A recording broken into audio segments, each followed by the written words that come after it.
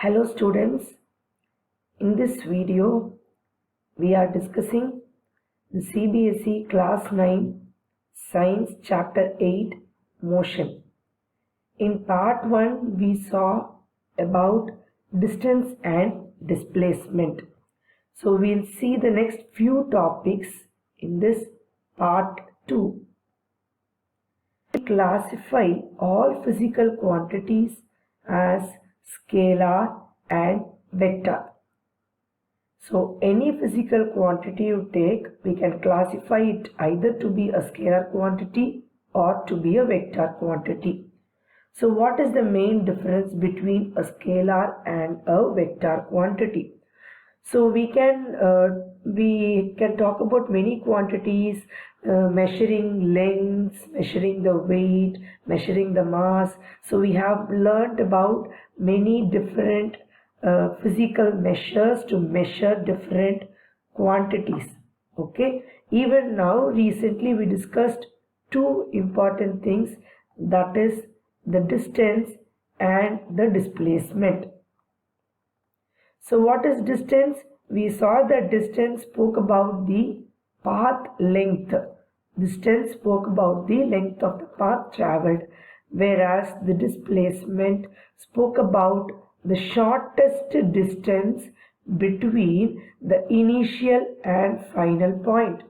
So it spoke about the shortest distance. So when you talk about path length, we told that it can go in any way. But displacement is always oriented based on direction. It is always based on direction, because when you calculate the shortest distance, it can be only in one direction. Okay, so here we can say even with these basic quantities, we are able to see that distance does not depend on the direction, whereas displacement depends on the direction.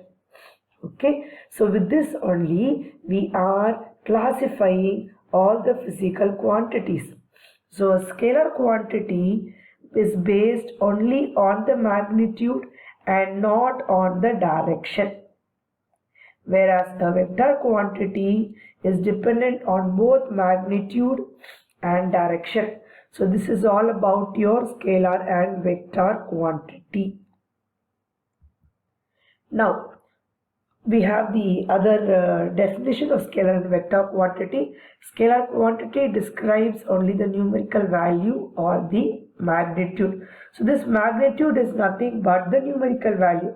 For example, when you calculate the distance or the displacement, you will calculate in terms of some value, isn't it?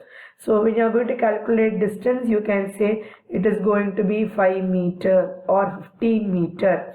Okay, then you are going to talk only about the magnitude. Even in this picture you can say, when you are going to talk only about the magnitude, then it is going to be only a numerical value. When you are going to talk about the direction also along with the magnitude, then you call it to be a vector quantity. So we know that distance is a scalar quantity and displacement is a vector quantity. Here you can see in this picture, the car is moving along a curved path, where here we are not talking about the direction. So a direction continuously, you can see it keeps on changing. So direction is continuously changing. So this is going to be distance, because it is going to have only the scalar quantity. Here you can see the vector quantity. So here you can see that the car is going to move in one particular direction. See, it is going to move in one particular direction. So here we are going to measure it to be displacement. So when you talk about the measure with displacement, you call that word as velocity, because when you talk about your speed, okay, so you are going to consider only the distance. You're going to consider only the distance, okay, because the distance is not depend on direction. Likewise, the speed does not depend on direction. Okay, so when you talk about the distance, you can define speed. So that is going to be 20 km per hour. In lower classes, you would have learned the formula of speed to be distance by time. So what is distance by time? So distance you measure in terms of kilometer or meter, and this in terms of hour. So measure in terms of kilometer per hour. So you can see, you can say that even speed is going to be a scalar quantity, whereas you can say that velocity is a vector quantity. So you can say that displacement and velocity are a vector quantity, distance and speed are scalar quantities. So this is regarding your scalar and your vector quantity. Okay.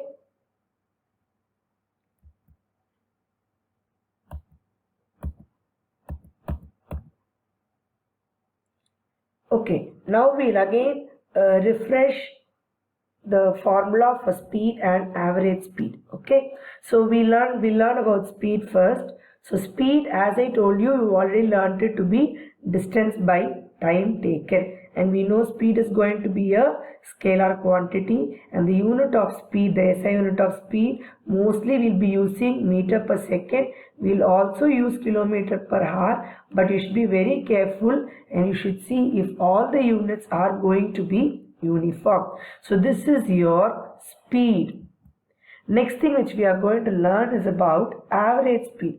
So what is average? When you talk about the word average, you will know that you will find out some total value divided by what? You're going to take another comparative value here. Okay, here the comparison is between time and the total distance. Okay, because when you talk about average speed, you are seeing that these vehicles are going to keep on traveling as it likes. Okay, there is no proper distance traveled. Okay, we cannot say that it is traveling only 4 meter in 4 seconds every time.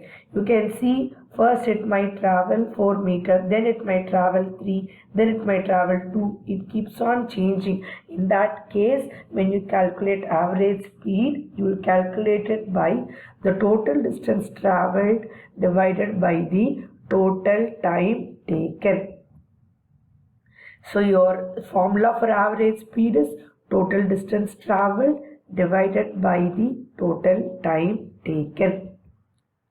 Next, we are going to learn about the velocity. Velocity, as I told you, is a vector quantity. So velocity is a vector quantity. So what does that mean? There is direction. So what is there? What does it talk about? Velocity also talks about speed, but in a particular direction. That is why velocity we call it to be speed with direction. Velocity is nothing but speed with direction. So what is velocity? Velocity is defined as the speed of an object moving in a definite direction. It should be in a particular direction. Okay.